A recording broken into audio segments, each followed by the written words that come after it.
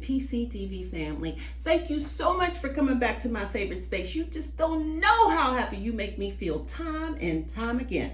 Now listen, if you're anything like me, you like to rid your refrigerator of all the odds and ends before you go to the grocery store. Let's face it, food is too expensive to be wasting the least little thing. So let me see what I have in my refrigerator and what I'm going to make with whatever I have in there. Yeah. Well, got a bowl of grapes. Last time I used green grapes. We're using red today. Got a pineapple. I can grill some. I can juice some. Let's see. I got some leftover noodles. Some salmon that's been in the refrigerator for 2 days thawing out. Little red pepper. Carrots. Little ginger. Garlic. Let's see. Purple cabbage. Green cabbage.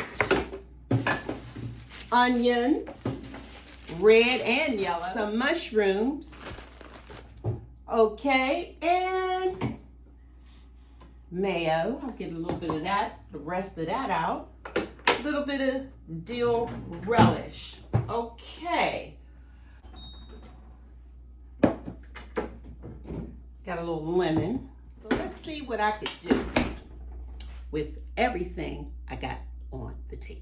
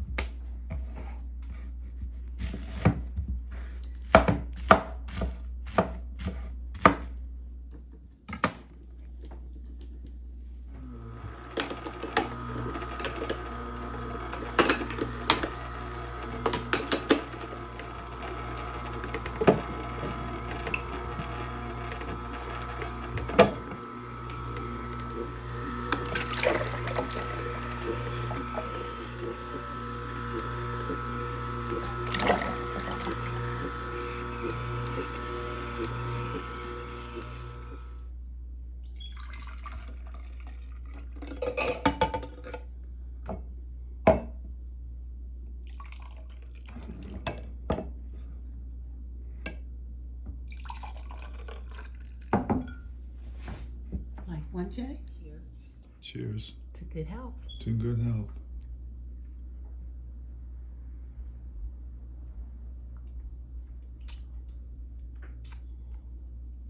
I've had sweeter pineapple, but it's still not bad. It beats wasting it any day. To good health.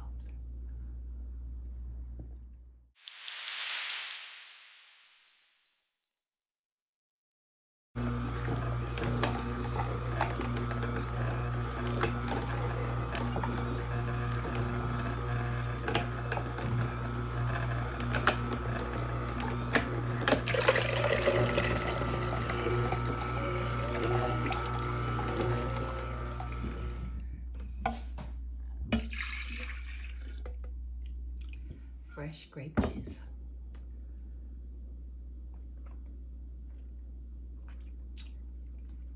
Sweet too. Yum.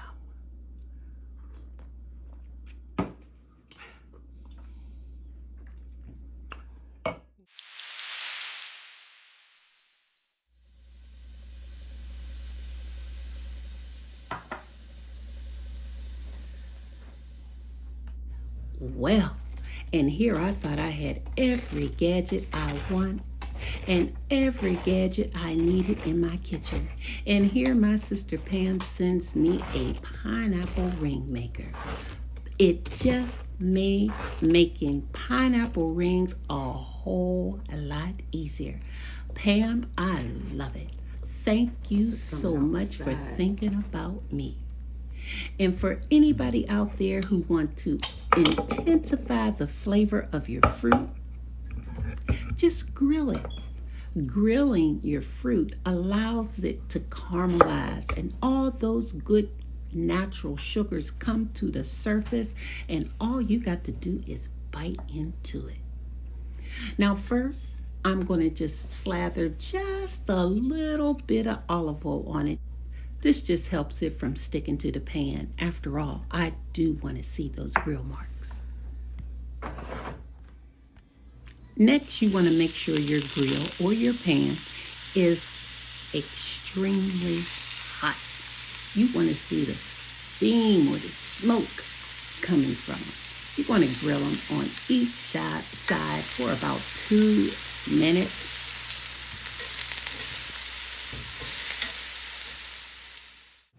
And this is how it looks after you plate it up. And it's time for me to taste. Yes. I like it. It's sweet. Satisfying. Yes.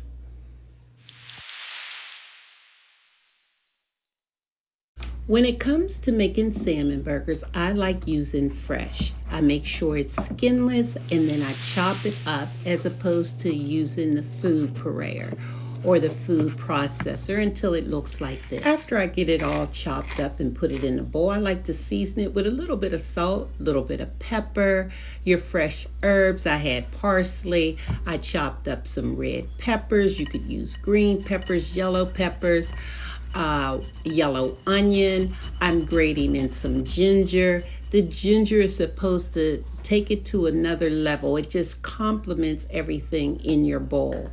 So I used Old Bay seasoning and some smoked paprika. You can use the seasonings of your choice. Now I'm just going to stir it up, and then I'm going to use my large ice cream scooper so all my patties can pretty much turn out the same and just form them right in my hand.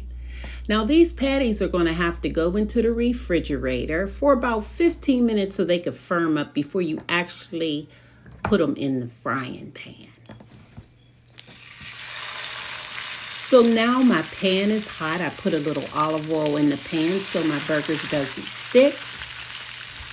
These burgers are going to fry on each side for about 4 minutes. And while they're frying, we're going to make a little coleslaw. This is a simple confetti coleslaw that's going to come together like 1, 2, 3. First, I used my mandolin to slice my purple cabbage extra thin. This is a Savoy cabbage, and it's a lot looser, the leaves are, so I decided to slice the cabbage with my knife. I'm using red wine vinegar. You can use vinegar of your choice. You can even use mayonnaise. I'm using a little bit of olive oil. I'm putting in carrots, red onions, a little salt, little pepper, and that's it. So now that our burgers are ready to flip, it's been about 4 minutes. You can feel the center of it and see if it's firm. And this is how all 4 of them look. So I'm heating up a bun. And now it's time to build a salmon burger. Little bun, little tartar sauce. Next, you want to put that salmon burger on the bun and pile it as high as it possibly can go with the confetti coleslaw. Don't forget to put that bun on top and go to town with lots of lemon. Yes, it's time for me to taste. I love it. So good. First, I'm going to put a little bit of olive oil in my pan and slide a couple pads of butter to my skillet. When I work with olive oil and butter together, It just carries the flavor of the food. And the olive oil helps the butter from burning. Now I put a little bit of chopped garlic, little salt, little pepper, and I'm just gonna saute my mushrooms in all this good flavor. Just think about it.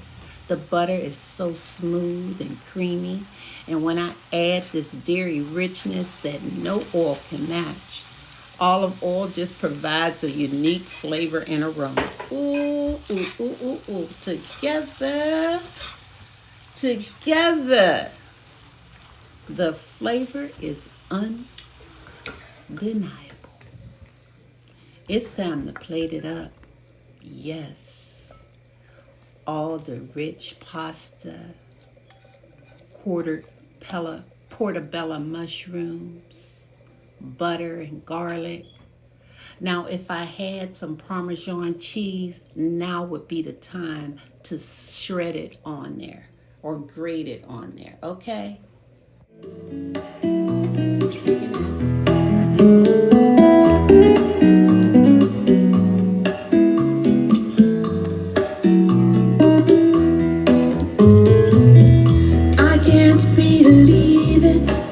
You're a dream coming true. I can't believe it. I have fallen for you. Y sé que eres tú el que me hace suspirar. Y sé que por ti yo podría llorar.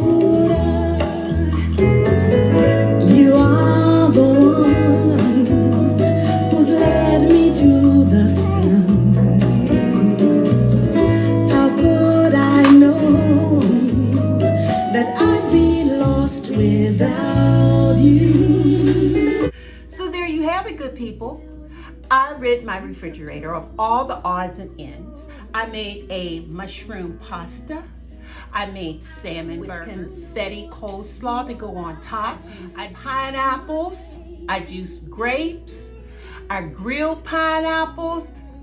What more can you ask for? It's a meal. It's fit for a king, queen, prince, princess, and anybody in between. Listen, I gotta go. Thanks for watching, because I got to eat this.